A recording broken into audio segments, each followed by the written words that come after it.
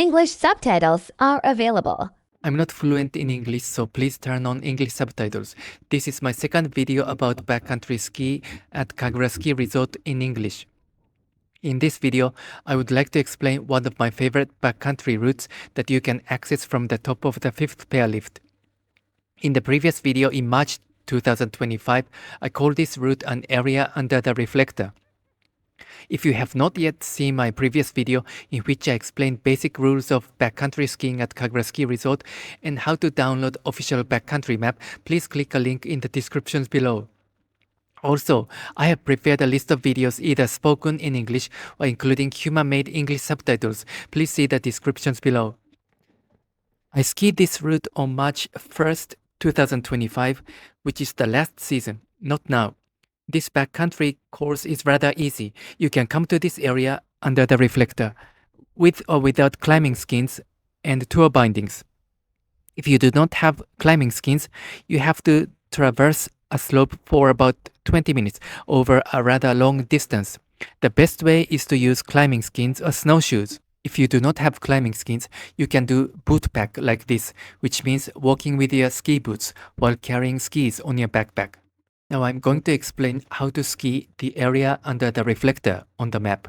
After you get off Kagura gondola, take first detachable quad lift indicated as letter F.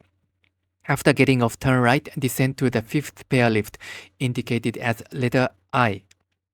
After getting off, turn right and go through the BC gate, backcountry gate, and climb toward the top of Kagura Mountain.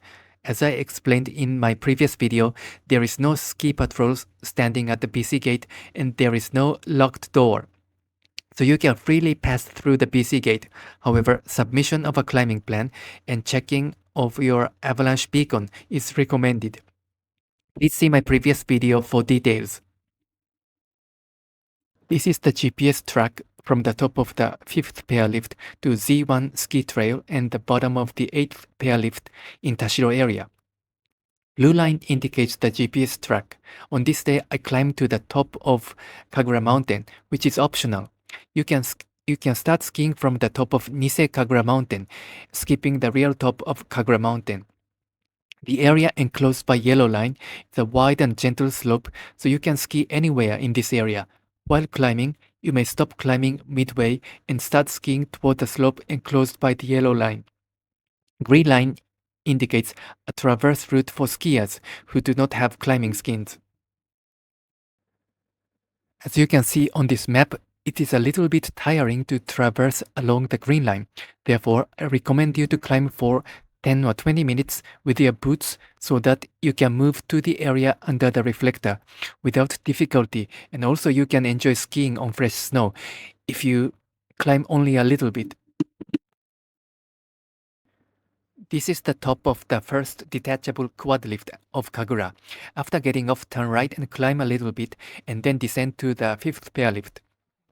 The 5th pair lift operates in the morning until 12 o'clock, only on the day where there is a low risk of avalanche.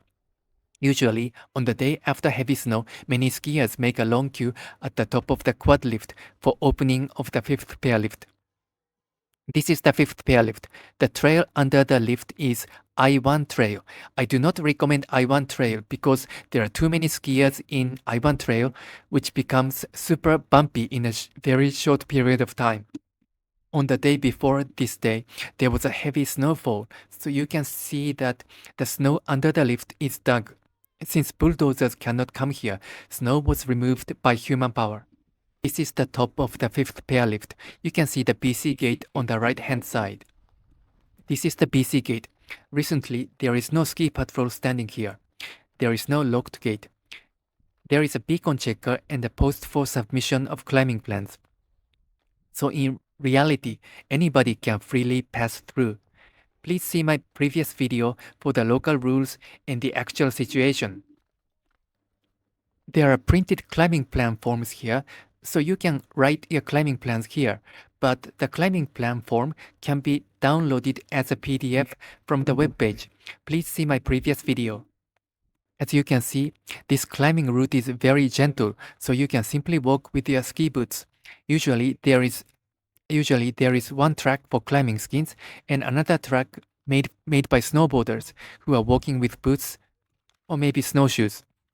So in reality, you can walk with your boots even if you don't have climbing skis.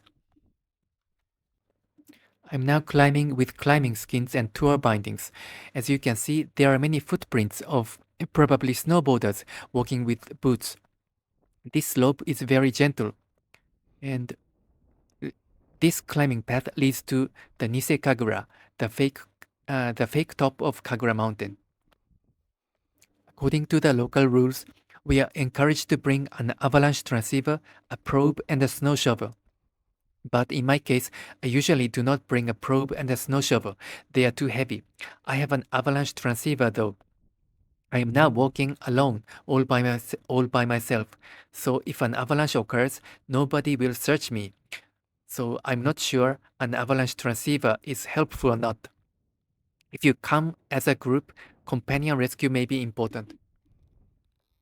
At this point, I climbed for about 20 minutes. You may also start skiing from here toward the left side. As you can see, there is fresh snow here. This is much better than struggling with the traverse path. I think this course, skiing through the area under the reflector, is rather easy.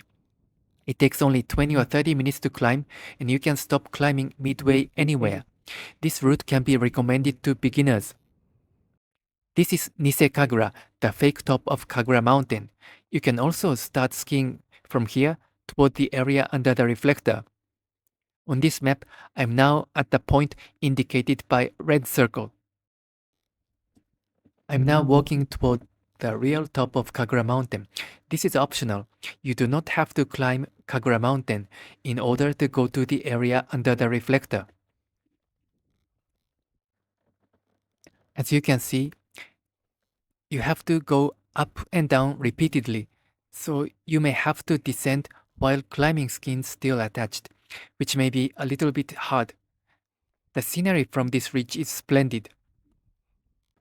This is the official backcountry map that can be downloaded from the ski resort webpage.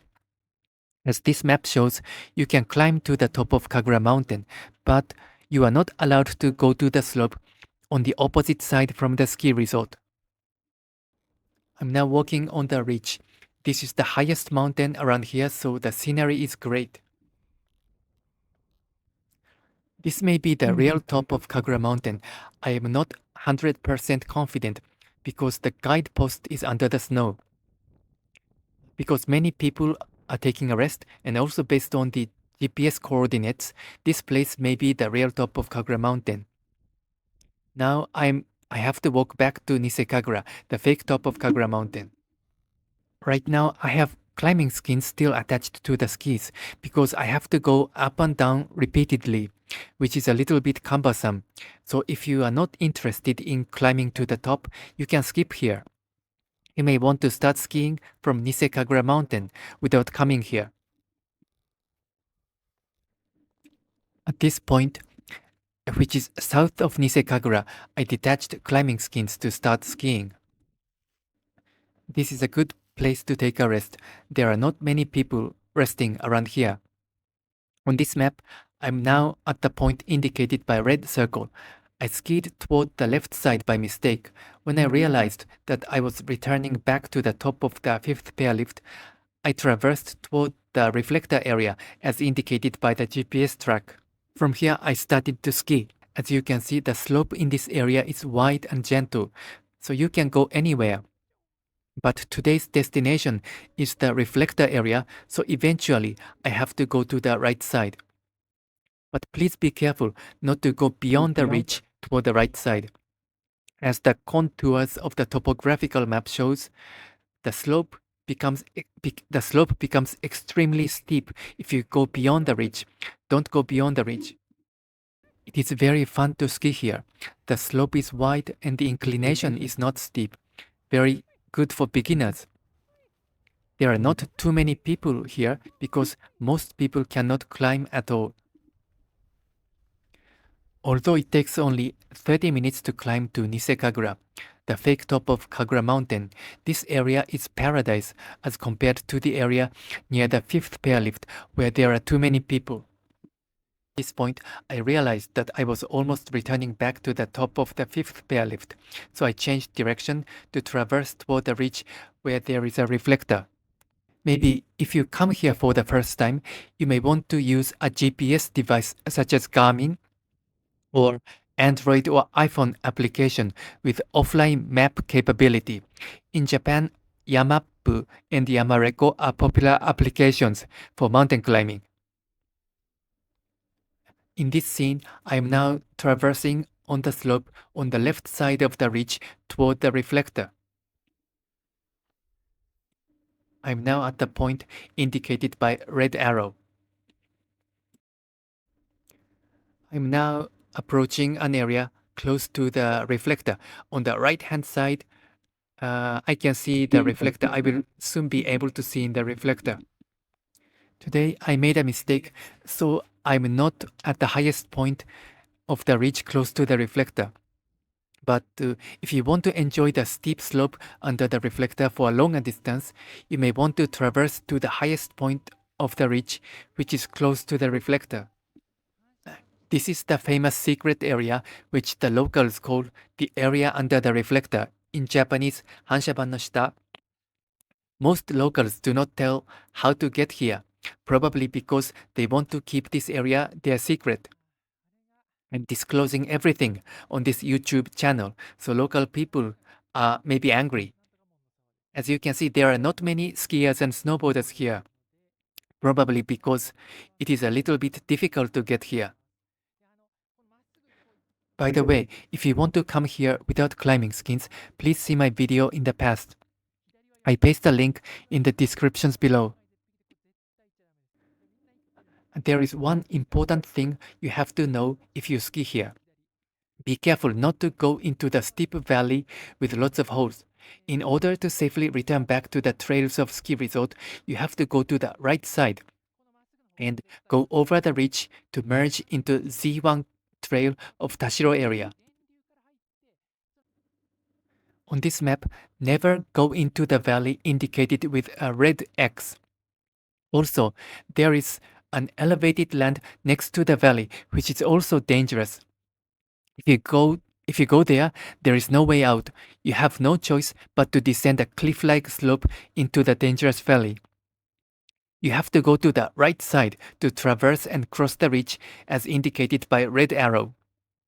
On this map, there is a less dangerous valley in which you can ski, but I do not recommend you to go into such a valley. Take a safe route. Go over the ridge and return to Z1 trail of Tashiro area. I'm now skiing down. Probably this is the best in Kagura Backcountry. The steepness of the slope is best for intermediate level skiers. Not too steep, not too gentle. I like here.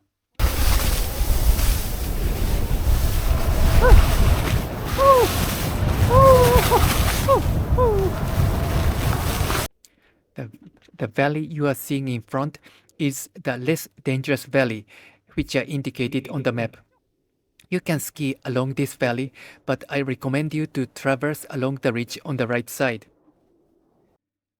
This is the less dangerous valley on the map. I'm now traversing toward the ridge and ski along the ridge to keep a higher position in order to avoid the risk of avalanche. I'm now at the position indicated by red arrow. I'm now traversing along the ridge. Keep a higher position here. Please go to the right side as much as possible so as to avoid descending into the valley.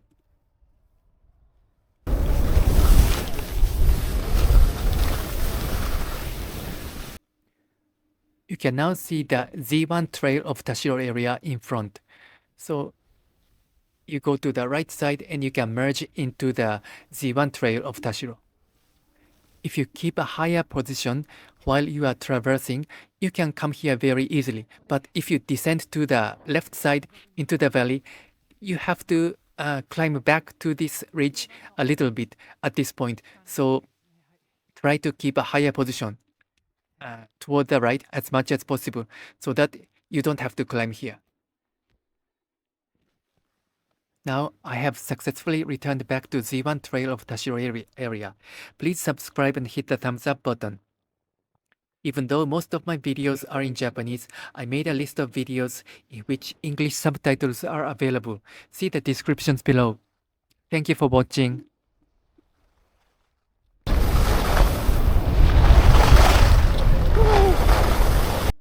This is the 8th pearlift of Tashiro. On the left side, there is a very dangerous valley. You can see many people are skiing along the valley, but I don't recommend you to go into that valley. The skiing along the ridge is much safer.